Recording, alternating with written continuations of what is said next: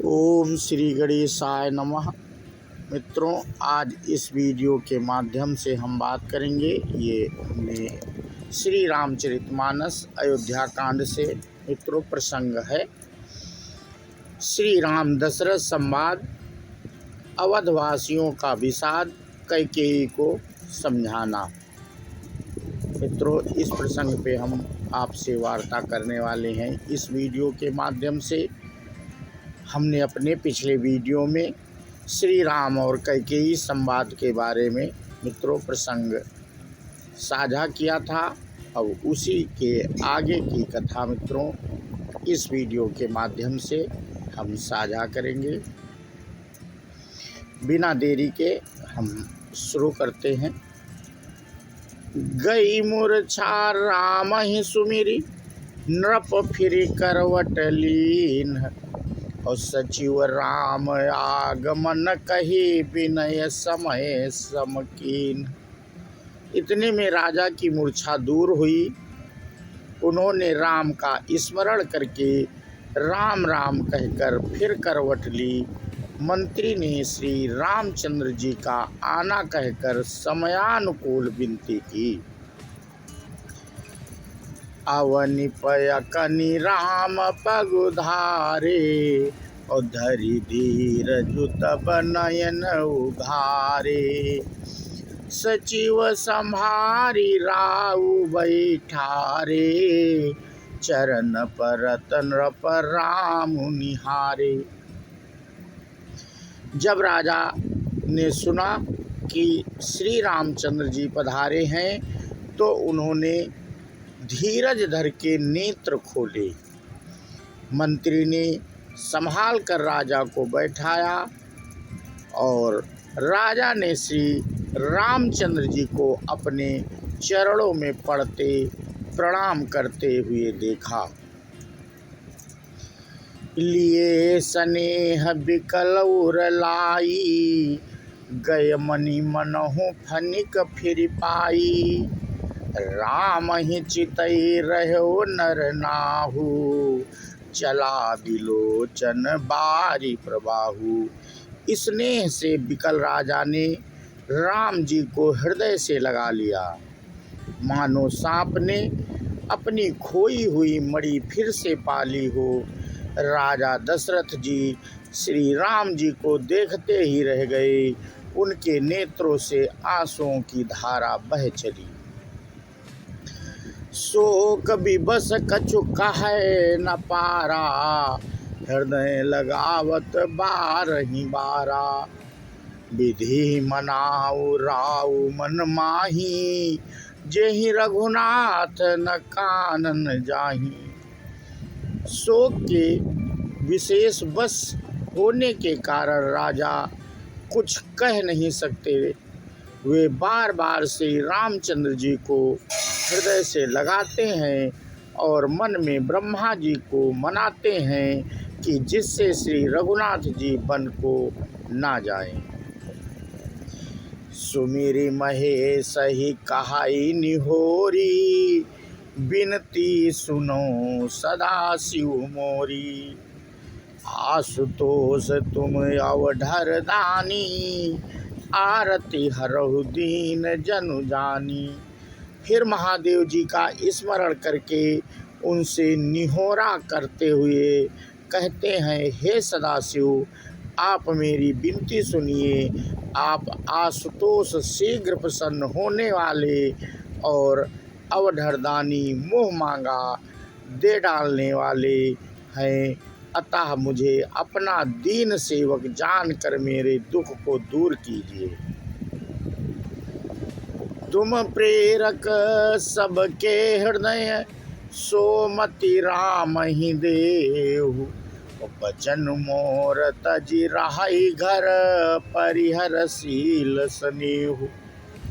आप प्रेरक रूप से सबके हृदय में हैं। आप श्री रामचंद्र को ऐसी बुद्धि दीजिए जिससे वे मेरे वचन को त्याग कर और शील स्नेह को छोड़कर घर ही में रह जाएं। राजा दशरथ जी शंकर जी से ये प्रार्थना मित्रों कर रहे हैं। यहाँ पे अजहु हो जग सुजस न साहू, नरक परहु बरु सुरपुर जाऊ। सब दुख दुसाह सुहावहु मोही, लोचन ओट राम जनि होही। जगत में चाहे अपयश हो और सुयश नष्ट हो जाए, चाहे नया पाप होने से मैं नरक में गिरूं अथवा स्वर्ग चला जाए, पूरी पूरियों के फल स्वरूप मिलने वाला स्वर्ग चाहे मुझे ना मिले और भी सब प्रकार के दुख दुसाह दुख आप मुझसे सहन करा लें, पर श्री रामचंद्र मेरी आँखों की ओट से ना दूर हों। असमन गुनय राव नहीं बोला, पीपर पात सरिस मन डोला। रघुपति पितहि प्रेम बस जानी, पुनि कछु कहाई मातु अनुमानी। राजा मन ही मन इस प्रकार विचार कर रहे हैं, बोलते नहीं। उनका मन पीपल के पत्ते की तरह डोल रहा है। श्री रघुनाथ जी ने पिता को प्रेम के बस में जानकर और यह अनुमान करके कि माता फिर कुछ कहेगी तो पिताजी को दुख होगा, देश काल अवसर अनुसारी, बोले बचन विनीत विचारी। तात कहूँ कछु करऊँ डिठाई, अनुचित क्षमब जानी लरिकाई। देश काल और अवसर के अनुकूल विचार कर विनीत वचन कहे, हे तात मैं कुछ कहता हूँ या डिठाई करता हूँ, इस अनौचित्य में को मेरी बाल्यावस्था समझकर क्षमा कीजिएगा। अति लघु बात लगी दुख पावा, काहू न मोहि कई प्रथम जनावा। देखी गोसाई पूछी माता, सुनि प्रसंग भय शीतल गाता। इस अत्यंत तुच्छ बात के लिए अपने इतना दुख पाया, मुझे किसी ने पहले कहकर यह बात नहीं जनाई। स्वामी, आपको इस दशा में देखकर मैंने माता से पूछा, उनसे सारा प्रसंग सुनकर मेरे सब अंग शीतल हो गए, मुझे बड़ी प्रसन्नता हुई। मंगल समय स्नेह बस सोच पर हरियतात, आय सुदेई हरसि कहि पुल के प्रभुगात। हे पिताजी, इस मंगल के समय स्नेह वश होकर सोच करना छोड़ दीजिए और हृदय में प्रसन्न होकर मुझे आज्ञा दीजिए। यह कहते हुए प्रभु श्री रामचंद्र जी सर्वांग पुलकित हो गए। धन्य जन्म जग तीतलतासु, पितहि प्रमोद चरित सुनि जासु। चारि पदार्थ कर तलता के, प्रिय पितु मातु प्राण समझा के। उन्होंने फिर कहा, इस पृथ्वी पर उनका जन्म धन्य है जिसके चरित्र सुनकर पिता को परम आनंद हो, जिसको माता पिता प्राणों के समान प्रिय हैं। चारों पदार्थ अर्थ धर्म काम मोक्ष उसके करत लगत मुट्ठी में रहते हैं। आयसु पालि जन्म फल पाई, एहूँ बेगहि हो रजाई। विदा मातु आवहु मांगी, चली हूँ बनहि बहुरी पग लागी। आपकी आज्ञा पालन करके और जन्म का फल पाकर मैं जल्दी ही लौट आऊँगा, अतः कृपया आज्ञा दीजिए। माता से विदा मांग आता हूँ, फिर आपके पैर लगकर प्रणाम करके वन को चलूँगा। अस कहि राम गमनु तब कीन्हा, भूप सेवक बसउ तरुण दीन्हा। नगर व्यापी गई बात सुतीछी, छुअत चढ़ी जनु तनु बीची। ऐसा कहकर तब श्री रामचंद्र जी वहाँ से चल दिए। राजा ने शोकवश कोई उत्तर नहीं दिया। वह बहुत ही तीखी अप्रिय बात नगर में इतनी जल्दी फैल गई मानो डंक मारते ही बिच्छू का भी सारे शरीर में चढ़ गया हो। सुनि भय बिकल सकल नर नारी, बेली बिटप जिमि देखी दवारी। जो जहाँ सुनई धुनई सिर सोई, बड़ विषादु नहीं धीरज होई। इस बात को सुनकर सब स्त्री पुरुष ऐसे व्याकुल हो गए जैसे दावा नल वन में आग लगी। देख कर बेल और वृक्ष मुरझा जाते हैं। जो जहाँ सुनता है वहीं सिर धुनने पीटने लगता है। बड़ा विषाद है, किसी को धीरज नहीं बंधता। मुख सुखई लोचन श्रवहि, सो कुन हृदय समाय। मनहु करुण रस कटकई, उतरी अवध बजाय।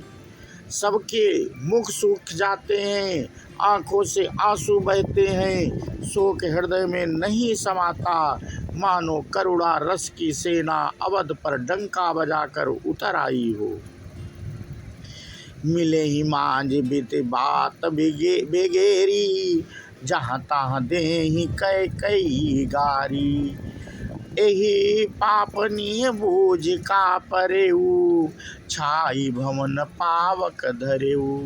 सब मेल मिल गए थे, सब संयोग ठीक हो गए थे। इतने में ही विधाता ने बात बिगाड़ दी।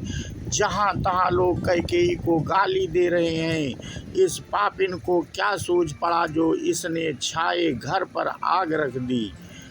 निज कर नयन काढ़ी चाह दीखा, डारी सुधा विसु चाहत चीखा। कुटिल कठोर कुबुद्धि अधि अभागी, भई रघुवंश में बन अनुआगी। यह अपने हाथ से अपनी आँखों को निकाल कर आँखों के बिना ही देखना चाहती है और अमृत फेंक कर विष चखना चाहती है। यह कुटिल कठोर दुर्बुद्धि और अभागिनी कैकेयी रघुवंश रूपी बांस के वन के लिए अग्नि हो गई। पालव बैठी पेड़ु एहि कांटा, सुखमहु सोख ढाटु धरि ढाटा। सदा राम एहि प्राण समाना, कारण कवन कुटिल पन उठाना। पत्ते पर बैठकर इसने पेड़ को काट डाला, सुख में शोक का ढाठ डट कर रख दिया। श्री रामचंद्र जी इसे सदा प्राणों के समान प्रिय थे, फिर भी ना जाने किस कारण इसने यह कुटिलता ठानी। सत्य कहाई कभी नारी सुभाऊ, सब विधि अगहु अगाध दुराऊ। निज प्रतिबिंब बरकु गहि जाई, जानी न जाई नारी गति भाई। कभी सत्य ही कहते हैं कि स्त्री का स्वभाव सब प्रकार से पकड़ में ना आने योग्य अथाह और भेद भरा होता है। अपनी परछाई भले ही पकड़ जाए, पर भाई स्त्रियों की गति की चाल को नहीं जानी जाती। तो मित्रों, आज इस वीडियो के माध्यम से हम श्री रामचंद्र जी के इस संवाद के बारे में जानकारी साझा कर रहे थे। ये जानकारी कैसी लगी मित्रों, हमें कमेंट करके अवश्य बताएं। बोलो श्यावर रामचंद्र की जय, हनुमान की जय। जय हिंद, जय भारत, वंदे मातरम।